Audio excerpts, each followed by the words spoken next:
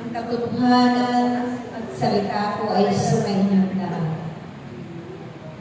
Ang araw ng pagpapahalaga ninyo ay isang himala ito sa inyong mga buhay. Kaya huwag ninyong sasayain ang aking mga anak. Ang mga araw na ito, dahil ito'y isang biyaya ng Diyos sa bawat isa sa inyo. Naway buksan niyo lagi ang inyong puso at isipan sa katotohanan dahil sa pamamagitan ng aking mga salita. Yun ang katotohanan. Naway aking mga anak, ibahagi ninyo ang katotohanan sa inyong mga kapwa-tao, hindi ang kasinungalingan at mga walang katulong bagay sa mundo. Dahil kailanman walang maitutulong ito sa bawat araw ng kanilang mga pamumuhay. Tingnan ninyo ang krus na yan na naroon ako nakabayuhan. Sa pamamagitan ng aking pag-ibig sa inyong lahat, tunay na isang sagisag ito ng aking pasasalamat sa bawat isa sa inyo. Sa mga pagdurusa ko sa kalbaryo ng paghihirap at sakit. Ang lahat ng ito ay aming napagtagumpayan. Kaya kayo rin, eto kayo ngayon, na pinamamahalaan ng Diyos sa bawat isa, na magpatuloy lamang kayo. Manalangin ang ipagkakaisa, nagmamalasakitan, nagugunawaan, nagagalangan at nagpapatawaran. Dahil yan ang mga sangkap ng tunay na nagpapaglingkod ng Diyos upang mangibabaw ang kakuskusan at paghahari ko sa inyo. Diyos na makapangyarihan sa mundong ibabaw na ito, na nagtalaga sa inyo at pumili at umirang, kaya napakapalad ninyo aking mga Kailanman, maraming gustong mag-ikot sa Kanya.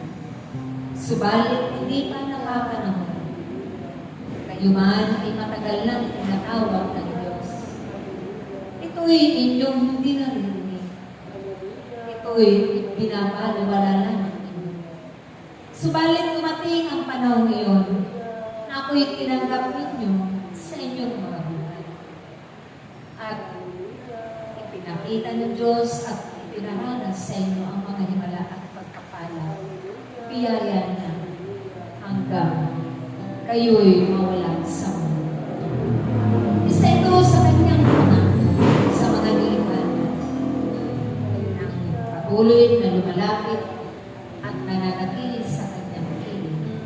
Kailanman ay hindi mabibigay. Kailanman ay hindi mapapahama ang lahat ng sumusunod ng may katapatan at katotohanan. Ako ang katotohanan ng aking mga anak. Ako, sa pamamagitan ko, mararating ninyo ang kaharian ng Diyos. Mararating ninyo ang buhay na walang hanggan. Mapagtatagumpayan din ninyo ang lahat sa pangalan. Kaya, maging matibay nawa ang bawat isa sa pananalig at pagtitiwala at pananampalataya.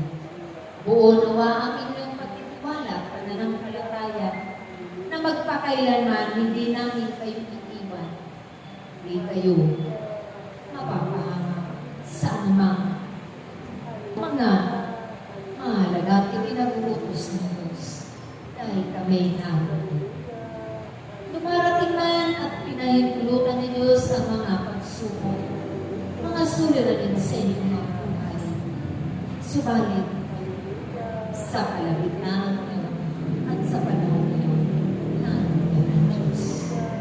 Patuloy na nakaagapay, patuloy na tumutugon sa inyong mga pananalangin at humingi.